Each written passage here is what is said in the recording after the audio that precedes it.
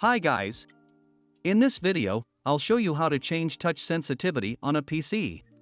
So let's begin. First, click on the Windows Start button to open the Start menu.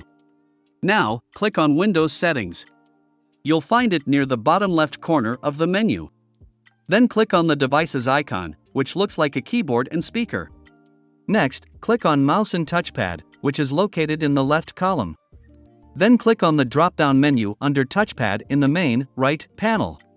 Now, you can select a sensitivity level that suits your needs.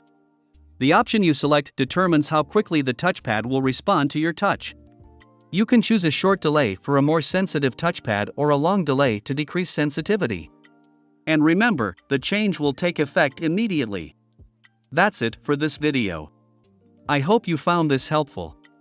Don't forget to like this video if you did. Thanks for watching.